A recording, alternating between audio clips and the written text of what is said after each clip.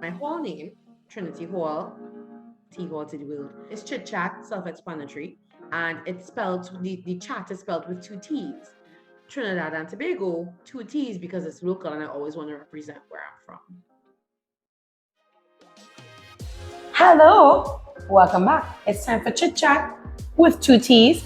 As usual, I am your delightful is really the word I should be using. Because I am delightful. Your delightful host and counseling psychologist, jvaldez. And with me today is our very special guest who traversed the highway to come down to be with us right here at Boba and Brew, Rueanna Haynes. Hi! She is the Director of Climate Analytics. Caribbean. Don't forget the Caribbean, guys. That's where we are. Right? So, Rueanna, welcome. We're so happy to have you to chat with us about all the mental health actual factuals. We've never had anyone who has dealt with anything climate related on the show. So you are the first. Wow. Yes. You're welcome. So maybe you could tell us a little bit about yourself. A little bit about myself? Is Yes. this a trick question? It's everyone's favorite question. A little bit about myself or a little bit about what I do? Well, It's so hard to sometimes distinguish sometimes what you do is wrapped up in who you are and vice versa. So I guess we'll see how it pans out for you. And that's why it's a trick question. Okay.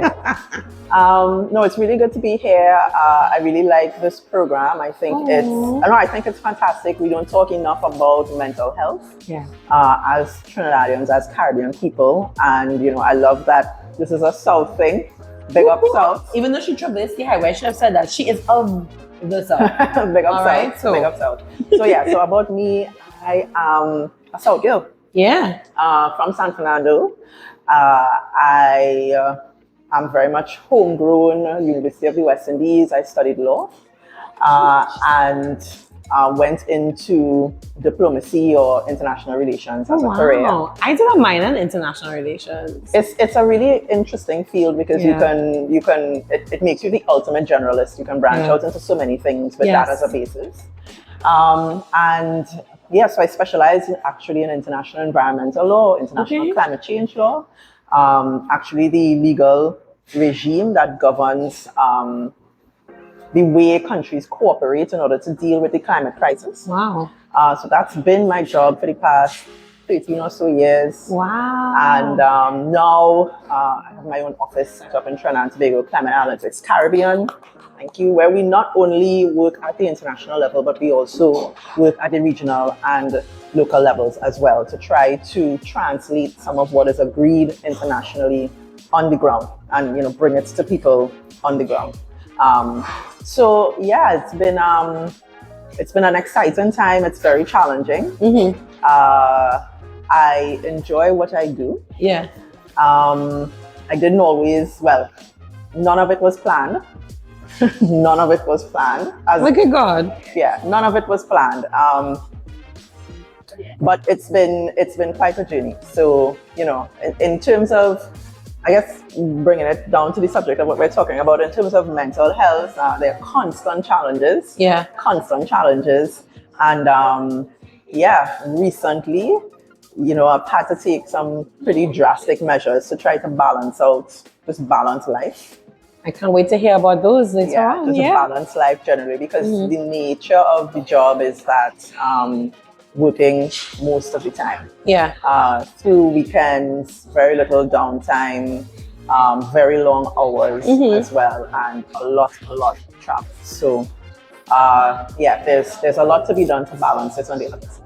Oh, well, that is one in a mouthful, right? Which actually brings me to our first segment, which is what's in your cup, right? So I will talk a little bit about mine first, right? So this is my amazing cup, guys. I hope you can see it. It's beautiful, right? It's one of those, well, if you can see the top, it's black. And then when you put the hot water or whatever in it, it's amazing, beautiful, bright, like me, yeah? Like me. So this is courtesy my friend Luan. Shout out to you, Luan Batiste Balmontes, for getting me this amazing cup for my birthday. And in it, I have Cafe Barista Drip, right? You will remember that we first featured it in our Tobago episode, right? With our guest, Jared Primer. And so now I'm playing fast because I want to try too. I want to be in on the action. So I'm trying. He said this is his favorite, which is the blue one, to give me strength, right? And I am trying the red, which is the pick me up, right? So I'm fast and I'm going to try it. And it smells great. This is the moment of truth.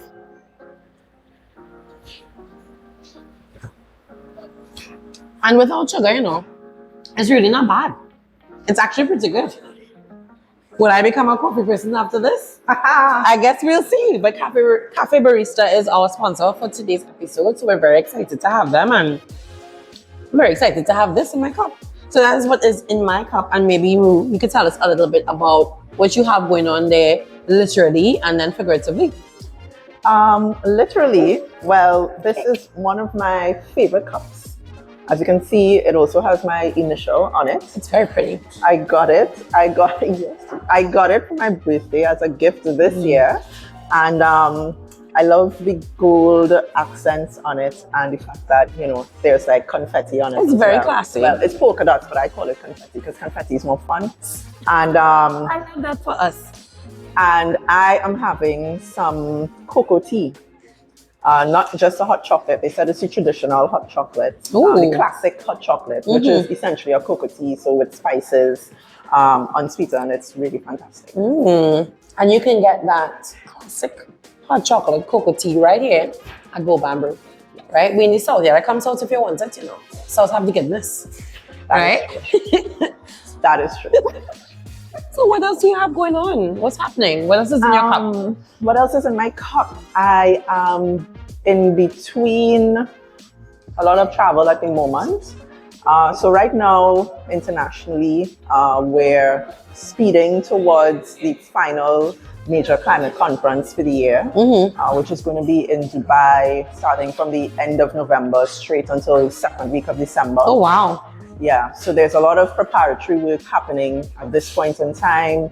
I just got back from a preparatory meeting in Abu Dhabi last week, Monday.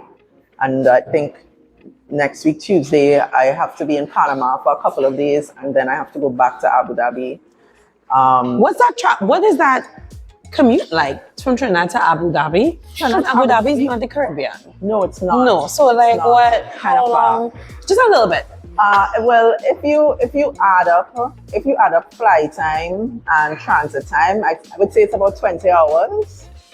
Yeah, it's about 20 hours or so. And then when you get there, I think they are 8 hours ahead of us. 8 or 12. How does your body even adapt to that? I don't participate in jet lag and oh, you don't participate? No, she doesn't participate in jet lag. Jet lag participates in me. So how does that happen? But it's probably the worst thing to say to a mental health specialist. It's probably the worst thing to say. I don't participate, so in some way it requires being constantly in a low key fight or flight kind of state. Yeah. So when I land somewhere, I check the time, and that is the time. That is the time. Yeah, there's no fight or no argument. That's why I'm not even sure how far ahead Abu Dhabi is than us, because I'm not interested in the time in Trinidad when I'm in Abu Dhabi, because I am in Abu Dhabi. That's the time. That's the time. And your body just cooperates? Like, yeah. Okay. Yeah. Okay. It cooperates for now. But this has been going on for some years, so. Well, I guess now you're in tune. Yeah. Okay. Yeah. Carry on. So Abu Dhabi and Panama. Yeah, so right now I'm kind of in between. It's been good. It's been good to be home for like at least a week. I've been enjoying it. Okay. Yeah, because I had been kind of out for a while recently. So yeah, it's been good waking up in my own bed in the morning without the momentary confusion of wondering where am I? Yeah. Do you remember that? Which is what happened sometimes. Do you remember that cartoon? Where am I? What was that to my mind? Oh my God. It was the HIV, AIDS. Yes. You know? Oh my God. You know? She woke up and of course with one thing echoing through her brain. Who was this guy in the bathroom? Anyway, I know it would food, but we won't do that right now. Yeah. Yeah, no. It's nice to wake up in your own bed. Yeah. Yeah. So I'm kind of mostly preparing to deal with increasingly intense set of meetings and demands, and also at the same time trying to cultivate as much downtime as possible so that I have what it takes to survive till the end of the working I don't even have time to survive to the end of that sentence because that was a lot happening right there. I don't even. But anyway, I mean, I know you said you've been doing this for years.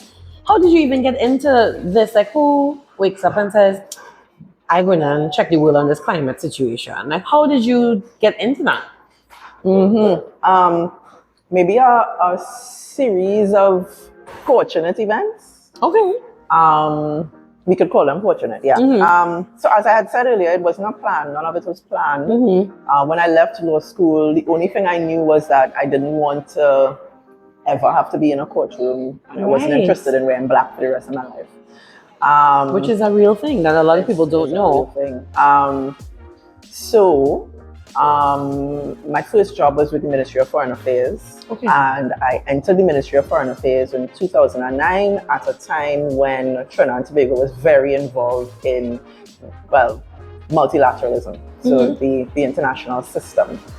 And so, luckily for me, it meant that I entered at a time when there was a lot of opportunity for a young officer who didn't mind working extremely hard, which I'm sure they appreciated, which is what I ended up doing. Advantage of. It was also a time when there was a lot happening internationally in terms of climate change. Barack Obama had just become president of the United States. There was a lot of hope in the air that the global community would turn a corner on addressing the climate crisis, and the US would be fully on board. So they were gearing up for a major conference at the end of that year in 2009, and there wasn't really anybody in the ministry in Trinidad following that particular issue at the time when I came in. And so I was assigned to that desk. Actually, the person who had been following it had just been posted out. So I was assigned to that desk, and it kind of stuck. So even when I was posted to New York, a couple years later, where I did different things. I did international peace and security, the range, sustainable development, all sorts of things. But I continued to follow the climate process.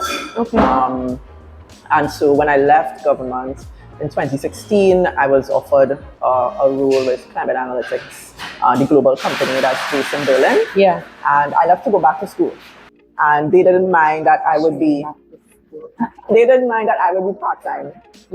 So I was in school for 2 years while still doing this job. And then when I finished school in 2018, I moved back to Trinidad. And in 2021, I opened Climate Analytics Caribbean. So now I also have the office to run here as well. Because you don't have enough to do. Because I don't have enough.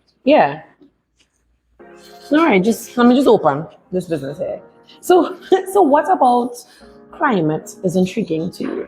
Why? So I understand how you got here, but why stay? Because most people stay in something if they're passionate about it.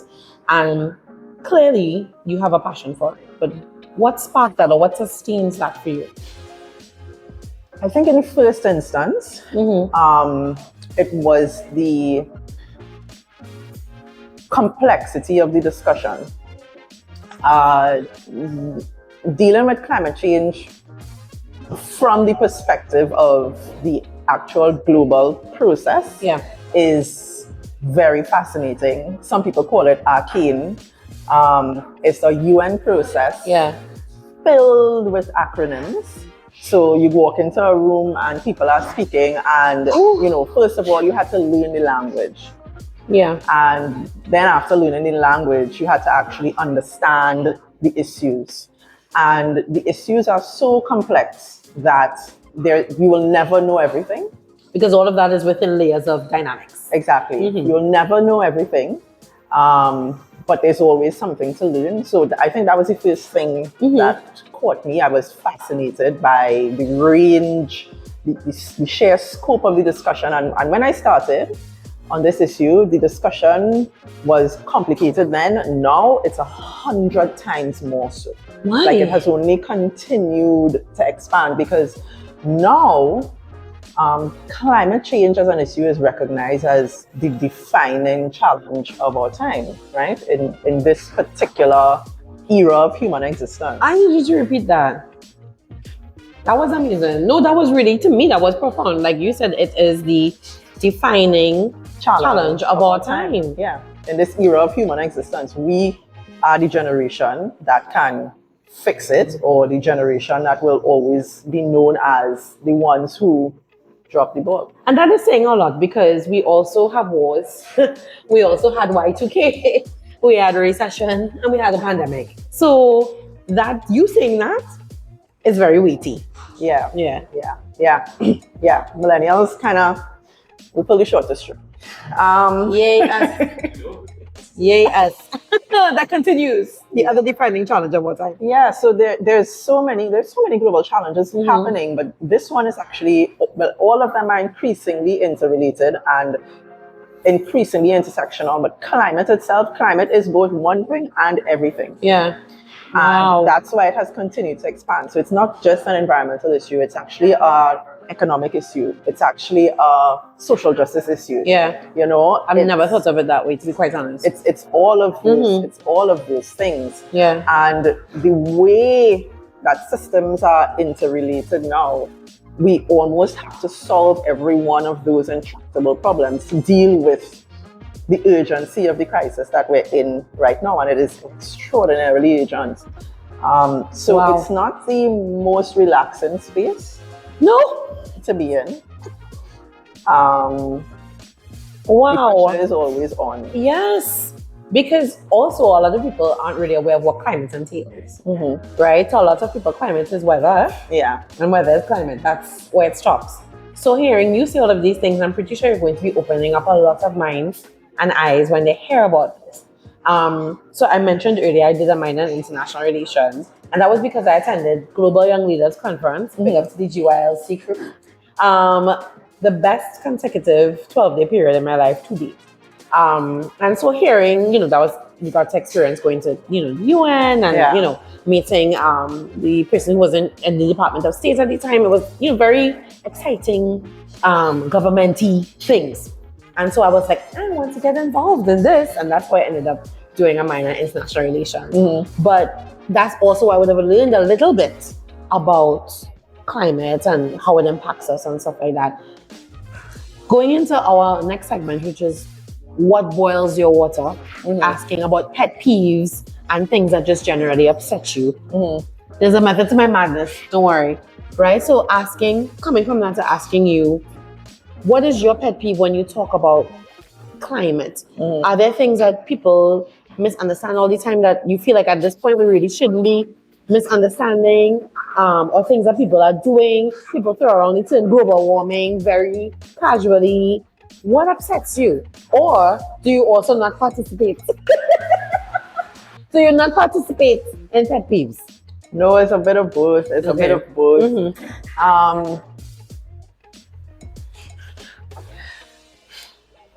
One of the more irritating things is when people oversimplify the issue. It's really easy to reduce complex things to a zero-sum game. Yeah. So, and we're in Trinidad and Tobago, so easily somebody could ask the question, well, why should we care about climate change? We need oil and gas. And away. Things are not bothering that happening over there. Right? We need oil and gas for the economy. People poor, people struggling, people suffering. That's oversimplifying the issue, because of course climate change has already begun to impact us. Of course, as a part of those impacts, it is actually driving some of the poverty. It is driving the reasons why people are increasingly suffering. It is driving a lot of the economic strife that is already happening here in the region and elsewhere around the world. So I understand that a lot of people just don't have the facts. Right. And that's fine. But there are quite educated people who are in a position to avail themselves of the facts. But for whom it is more convenient That's to weird. put forward a zero-sum Yeah. game, an oversimplified discussion. We don't need to care about this. This is somebody else's problem. We need to think about, you know, What's happening here? what's and happening now. here and now. The Yeah. shortest term thinking imaginable. And I would say that's my biggest irritation around this at this point in time. I like how calmly you talk about your biggest irritation. Because I feel like she's so calm. I think you're very calming to me. Is this you generally? Yes, no, I wasn't always like this. Ricardo was saying no because he knows her for a long time. I wasn't always like this. It was a journey. So, I'm glad you're here. I'm glad you've arrived at this point. Yeah. So how do you manage that? Because again, you know, it's convenient for a lot of people to oversimplify it. And as you said, some people just don't have that knowledge. They don't have those facts. How do you manage that irritation? Because that's part of your mental health too, eh? Yeah. Not letting your blood pressure rise every time somebody comes to you with this nonsense. Yeah, no, it's true. For me, for the most part, I try to meet people where they are. Yeah. And consistently remind myself of everybody's humanity. Yeah. And, you know, we're all flawed. We're all flawed. And so for me, it's usually more about really trying to understand what is informing the way somebody is speaking about a particular issue. Yeah. What is informing the mindset. And once I can understand that, then usually I can figure out a way to speak to that person in a way that makes sense to them. So it's less about, you know, rising to the occasion to match energy at all times. Yeah. Although I will say there are situations where anger is useful, and where there I have are situations where anger is useful. Yes, have used anger as a tool. So your water boiling, because that's the second what boils your water. So your water is being boiled and you're getting angry, and that has been a useful tool. Yeah. Can you tell us how? An example? I have a few examples. From the international process. Yeah. Sometimes well-timed frustration is You've given me useful. so many wonderful sayings to steal.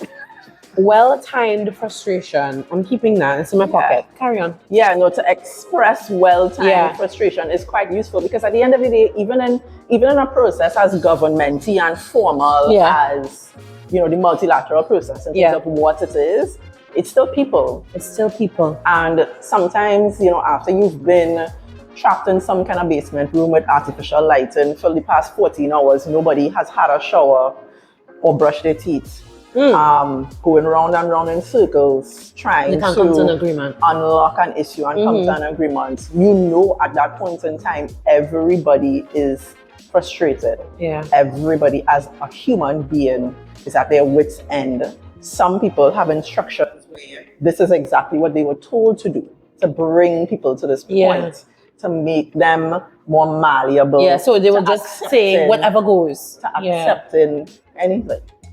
And so sometimes expressing frustration is useful to kind of break people out of that reverie. Yeah. And it has been a means of actually turning the corner sometimes on discussions and reminding people of why we're here. Why we here, the responsibilities that we have, because sometimes people get carried away playing the game. You know, sometimes people get carried away playing the game. So I have used anger as a tool, of course, in a controlled way, but sometimes it's still useful to be able to express it. I don't know if I've ever specifically planned to do it. It's never planned. Right. It comes out. Which seems to be the theme or the running theme in your life. Yeah. It's never planned. It's never planned. It comes out. Yeah. It comes out, but I have managed to be able to direct it in ways that are useful. Yeah, guys. So I'm officially in the Rueanna fan club. Yeah, it's official. If you want membership, let me know. But it's happening. I'm speechless. I'm just listening to you. You just obviously you're very educated, you're very versed, but it's understandable the way you're bringing across this information, which I think is what a lot of people need. There's so many, as you said, layers and dynamics, and people get, well, you know, we in the instant microwave generation, instant gratification time. And so a lot of us don't want to take the time to read or to try to understand. Yeah. So I think what you're bringing across is very important. Because people need to be more aware.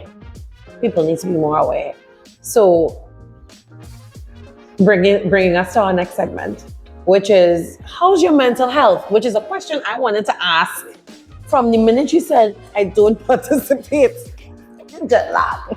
Stealing. Yeah. Don't tell your assistant trade markets, because I'll be using it. How is my mental health?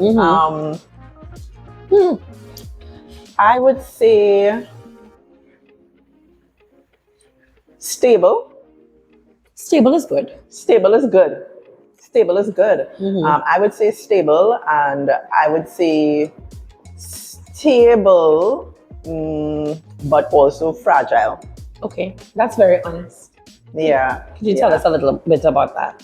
Sure. I mean, stable, because I really do take very deliberate steps to stabilize my own mental state and stay in a regulated state, because my literal job depends on it, right? If I am not in a regulated state, I cannot do my job properly.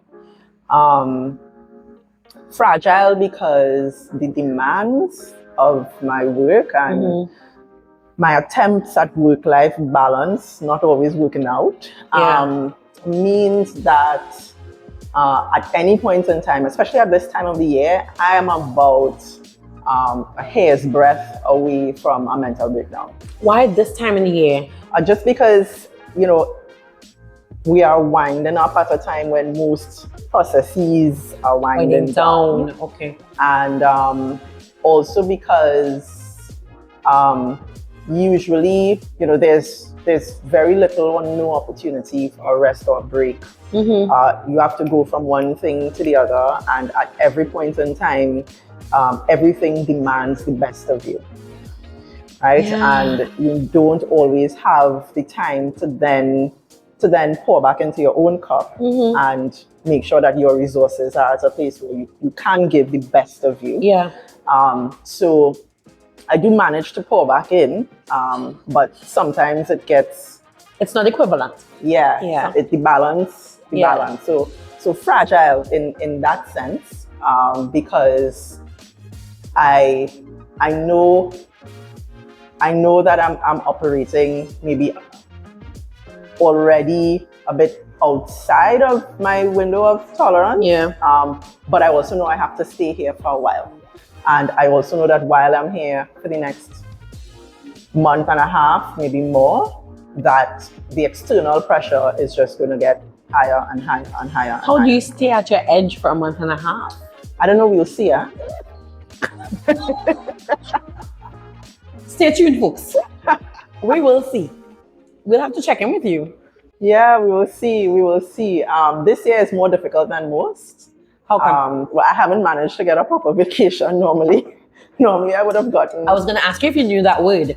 Normally, I would have managed 2 weeks or 10 days or at some point. This year, I got 5 days, and I got 5 days coming off of travel and going right back into travel. So it wasn't really a real vacation. I did my best. I did my best. I went into the forest. Extreme measures on the other side. This is what you have to do. I did my best. So yeah, I'm a bit more depleted than usual, and it's climate that I'm dealing with. But as I said, climate is a pseudonym for everything. And we are in a very, very, tumultuous time globally right now. We have 2 wars happening. We're still in the middle of an economic crisis. COVID still happening somewhere as well. I mean, so, and all of this impacts the dynamic in the climate discussion. Yeah. To a very large degree. And at the same time, we have people suffering and dying from the impacts of extreme weather events that are caused by climate change. Yeah. So, you know, we in the pressure cooker. And you know, this year is going to be a difficult one. So yeah, I've not been here before. Right. Exactly. That's why I said, well, we'll see. It's not planned. We'll see how this goes. Yeah. So what do you do in the in-between? How, between vacation and managing all of this, what are some of the ways that you pour into yourself? Besides, in addition to running into the forest, what else do you do for you? Well, quite a few people in my life, for various reasons, have brought extremely cute babies into the world. Thank you to those people. In the past couple of years or so, I hug babies. Hugging babies is really good. And play with them. Yes. And that's a means that refills my cup a bit. Yes. I spend quality time with friends. Right. Like absolutely quality time with friends and family. And I sleep and I stay into space a lot, talk to myself, and I have a therapist. That one. That last one in particular. Yeah. So I'm hugging babies and therapists. I like that. And people, oxytocin is real. It is known as the cuddle hormone, right? And you actually do feel better because when you are in close contact with somebody like a hug, you do have the release of the oxytocin. So I get the babies thing. So good job. Yeah. Okay, so you have some measures. And when babies are not available, you sleep? Yeah. Okay. There's a lot of sleep. Important. There's a fair amount of sleep involved when I'm in the in-betweens. Yeah. I try to sleep as much as I can. I'm not always successful because of course, what does it mean to be sometimes in 3 different countries in different parts of the world in 1 month when you have to fly from Trinidad? You have me speechless. Right? What does it mean? It means always having. It means I have 2 sets of cosmetics. It means I have my road and then my home. So I never have to unpack to repack. It's in a bag. It's there. You put it in the bag. It means 1 suitcase always packed and 1 suitcase empty. Yeah. So just make the switch. It means making sure to get to the dry cleaners in time to get your clothes back before you have to leave again. Yeah. Which I'm not always successful at doing. My dry cleaners may not like me very much. I'm always begging them, guys, I have to leave again. Can you just rush this for me, please? Yeah. It means never having any fresh vegetables in the house. It means hardly having access to cooked food, home cooked food. Yeah. Because you're also far from your family. A bit, yeah. It means constantly missing out on birthday celebrations and even funerals.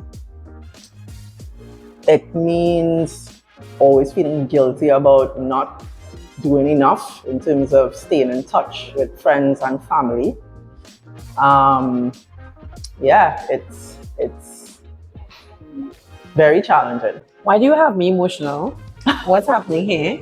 I don't know what's going on. This feels uncomfortable for me. I'm sorry, I didn't mean to. This is the reality. No, it's just, you're talking and I'm feeling everything that you're saying because that's real. And so other people on the outside might see, oh, she's gone again, she's traveling, and there's something in you that there's almost like an ache. You're talking and that's what I feel, you know? Yeah. It's okay. Is it though? It will be. I like that. It will be. But it's also okay for it to not be okay sometimes. That is true. And when I said anger is useful, in the course of my work, when I get angry, it is because I am thinking about all of the sacrifices for me to be present in that moment. And these people wasting my time. Wasting your time, dog. Right? Yeah. So And then I think about, that's magnified because it's like you're sitting in a room with 200 plus people. And it's like when you think about the scale of the sacrifice that exists in that space at that point in time, you have to call it out sometimes to remind people. Yeah. To remind people of our collective humanity and to remind people of what is the task. Right? So I believe that the task is important. It is the mission. The mission. Right? That's the word. And so you make the sacrifice. Yeah. Wow. That's amazing. Oh yeah. She had to get it's not Trinity Cross anymore. An Order of the Republic of Trinidad and Tobago. I feel like we have a long line of people in line for that. I don't think I already had it. I'll add the name to the list. I'll have a chat. I know people. But no, these are the things because you are, when you hear unsung heroes, to me, this is what it means because you're doing this job and, yes, you're also representing Trinidad and Tobago, but you're representing the Caribbean on a level also. This is, you're not going to war, but you're going to war. Mm-hmm. There are so many people who are doing this. Yeah. All the ones that came before me. Yeah. And the people who are doing it now, the people who made it possible for me to do what I do. And the lack of recognition for their effort and for their sacrifice is astounding. Considering what they have given up over years and years of dedication to do what they do, to do what they've done.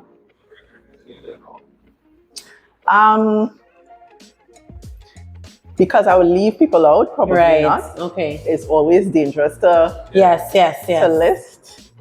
But you know who you are, and we appreciate you. Yeah. It's always dangerous to list because then you leave. Yeah, but no, I also carry that, at all times. Just remember, standing on your shoulders. Yeah. That's amazing. Absolutely amazing. Can you tell our viewers, because you told me before, but I wanted you to share with our viewers about your pretty flower. Show them, make sure they can see it. Yes.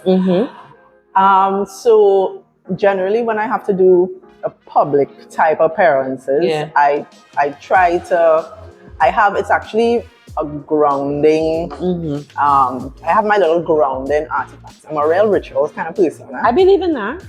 Routine is important. Rituals, routines. So actually when I travel, I'm normally wearing something local, something that was locally made, locally bought, either from Trinidad and Tobago or from the Caribbean or from the Pacific. Because I work in a space where, the various cultures that I speak on behalf of are almost not even acknowledged as being important because we don't have the population size, right? And it's like, well, these small island developing states, crying on the wayside, but the global economy is at stake and we can't upset it just to save them. Kind of, that's a little bit of the attitude sometimes. Wow. So the flower in my hair is this I got in Fiji. In many Pacific cultures, women decorate themselves and their bodies actually with natural fibers. So either flowers that are handcrafted and handmade or other types of jewelry. And so I tend to wear a flower in my hair from any one of the Pacific Islands as a reminder to myself of them and their plight. It's very similar to us in the Caribbean, but it's not the same. It's actually even more urgent in a sense. So it's as a constant reminder and just as something grounding. And also, so when people see me, they remember in that sense. They think of these people and also, and the importance of it. You bring some awareness also. I like that. And they look pretty. And you can't beat that. Super pretty. Ricardo said, "You look super pretty. He loves your hair. And we love you too." Uh, I don't want to stop talking, see, but apparently, these things have an ending, right? I mean, it's been so good having you here. Is there anything that's coming up for you, or anything that you would want our viewers to know about regarding climate and climate change? Anything you want us to take away from this? People usually want to know what they can do as individuals Yeah. to address the climate crisis, and even to speak on that, I do it with pinch of salt and an acknowledgement of the reality that the current problem we have, we didn't cause, and in fact, our ancestors, either through slavery or indentureship, were used and abused to create the system that is now killing us. So compounding ironies, right? Yeah. So it's in no way to say that we as individuals are responsible. Yeah. But of course, what is happening is happening. And we have to see about it. And we all have a role to play. Yeah. Right? We all have a role to play. So what I would say would be for people to actually get educated about the crisis. There's so much information available. There's so much energy now, especially amongst the youth. There's so many youth movements, climate justice movements, intersectional movements where they look at gender and climate and other issues that are linked. So there's every opportunity to understand how climate change is actually impacting you as an individual. And I think that is the first responsibility, to get the knowledge. And then the second responsibility is to use that knowledge in support of the fight in any small way. Yeah. In any small way. It doesn't have to be anything big and grand. Any small way helps. Any small way contributes. Any small thing moves us forward. Because on the other side of things, we are in a state where we have already experienced 1.1, 1.2 degrees more warming on average than there was in pre-industrial times, and we are literally feeling the heat, right? Every 1/10 of a degree more of heat will unleash additional disaster. Every 1/10 of a degree? Every 1/10 of a degree. So it's not even a question of saying, well, maybe we could deal with 2 if this is 1.1. Absolutely not. Moving from 1.1 to 1.2 or moving from 1.2 to 1.3 will make very real differences in people's lives. So on the other side of that, the point is every individual action counts. And in thinking about what kinds of individual actions, aside from educating, aside from committing to do something within your power and sphere of influence, I always tell people it's worthwhile to actually eat less meat as a specific thing. I felt it in my stomach, guys. As a specific thing, just because of the very real impact that the meat industry has on increasing global emissions. I didn't know. And it's a type of emissions too, right? It's methane, so it's shorter lived, so it's not carbon dioxide, which is the big culprit and which takes a lot longer to get out of the atmosphere. It's methane, but it means that it actually heats up faster, so it intensifies the problem, even though it doesn't last as long. Man. So it's actually, an actual immediate thing that people can do. Reducing the demand for those products will help. If the whole world were to eat the way people in industrialized countries do, with all their red meats and steaks, and we wouldn't have a planet. Right? Nothing about our current biosphere could support that. And you know your country. You know your people love them some fast food chicken. Yeah, you know your people, eh? Well, in that sense, chicken is not even the biggest culprit. Beef is. Beef. I feel that's bad. I don't eat beef often. So beef thank you. is the biggest culprit, but on the whole, I mean, I personally don't subscribe to the view that globally we all need to be plant-based or vegan. But I do think more plant-based diets will benefit us in the long run. in the long run on every indicator, almost every indicator, if you think about it. And you spoke about education. I just wanted to get this point. Do you do that? Do you do education sessions? Yes. Okay, so this is through Climate Analytics Caribbean or Rueanna Haynes? Okay. Both. Okay. It's just always been a core part of the mission. Yeah. When I moved home in 2018, that was one of the first things I started doing more of. I had been doing it before, but I started doing more of just pro bono. Just anytime anybody, any church groups, anybody wanted somebody to come and speak about climate change, I would go for free. Yeah. Because if I'm not doing that, then I'm not doing the job. Yeah. At the end of the day. But that now is also a core part of the mandate of Climate Analytics Caribbean. We do a lot of outreach and actual programs, different types of sessions, usually with the youth. Yeah, that's exactly what I'm thinking. Around climate change and educating them about the crisis and about the process. And so we have a number of different projects where we're working on that, including one where we have a US $2,000 prize for, thanks for this question. Because I am a youth as well. I think there's an age limit. I don't remember what it is. 36. Yeah, if we had, anyway, that's different. So there's a US $2,000 prize for the submission of a short video talking about climate action and talking about something that they might be doing in their communities. So if you go on to Climate Analytics Caribbean, we're on Instagram, we're on Facebook, we're on LinkedIn. Okay. You will find information about the competition and the chances of winning the prize. I'm going to go and check it out, even though she's trying to imply that I will not be eligible, but I will be checking it out. Yeah, so this is a big part of our mandate. Yeah. We take very, very, very seriously. Yeah. Well, guys, you heard that. Well, this is fantastic because, if you don't know by now, you should know. People who, are avid Chit Chat watchers, I am very passionate about my alma mater, which is Holy Faith Convent Penal, and I'm very active within the Alumni Association there. So I'm just thinking about all the ways I'm going to see you in 2024, God willing, based on your very busy schedule, to just, educate them, because a lot of them don't know about that, or if anybody's interested in that field, how they would, because I assume doing law is not the only way to get. No, of course not. Of course not.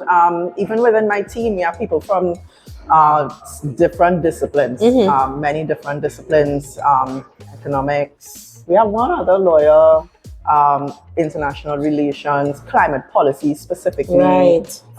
Different fields. Do you need a psychologist? Well, actually, there is something called climate grief. Climate grief, guys. Yeah, which is something they've coined as specific to impacting people who care deeply about the climate crisis and also people who are working in the process. And there is a role for psychology in this process as well. All right. So get the knowledge and use the knowledge. And eat less meat. And eat less meat. Hurts me, but I'm going to try, guys. I'm going to make a commitment to try, because generally during Lent, that's pretty much the only time I don't even, for 40 plus days, I'm not eating meat. Outside of that, I'm not going to lie to you, it's difficult. But I care about our environment because I don't have AC. And this heat, a 10th of a degree, it's killing me. I can't. So I'm going to try to commit, guys. So find Climate Analytics Caribbean, Facebook, LinkedIn, Instagram, right? Get educated, get the knowledge, use the knowledge, eat less meat, right? So Rueanna, we want to thank you so much for being with us today. We truly appreciate you taking time out of your clearly extremely busy schedule when you could have been sleeping or hugging up a baby to come and be with us here on Chit Chat. No, you're welcome. Yeah. Thanks for the invitation and congratulations on such an amazing program, honestly. Thank you. We appreciate you very much. Right? So guys, we also want to thank, did you all see my very nice jersey? Right? Created by my own producer / content creator / editor / all these slashes, Ricardo Mitchell, right? And done for me by Kae Tees. Very cute. Thank you. Very, very cute. Right? So look out for more merch if you're interested and that we could talk about it. right? Thanks again to Luan for my cup. He's back as all my coffee is done. And of course, thanks again to Cafe Barista for their drip. I do feel picked up, I must say. I do feel picked up. So let's see how I sleep tonight. But I do feel picked up. And of course, special thanks to the Boba and Brew crew, right, for allowing us to film here today. Really had an amazing time. It's quite beautiful. Come down to Gopaul and Marabella and check them out, see what they have to offer. And as usual, tune in every other week for Chit Chat with our mental health actual factuals, where we always have 2 T's. All right, so thanks again. I'm jvaldez, your delightful host. That really works. I'm going to stick with that. Delightful host. It's also true. Right? Thank you. She said it's true. You see, I'm not lying. I didn't pay off. Just want to put that out there. Right? So thank you so much, Rueanna, again for being here. And I'll see you guys next time. All right? So take care. Oh, you all know it's mental health month. Right? So I just want to put that out there. It's October. True. So make sure. So we're telling Rueanna this too. Make sure. Yes. And do better for your mental health. Okay? We celebrate the World Mental Health Day earlier in the month, right? So, of course, we do this all the time, all throughout the year, which is why I forgot, right? But just be extra mindful as we're in this month. All right? So, take care. Bye-bye. Bye. And see you. Yay! Good job.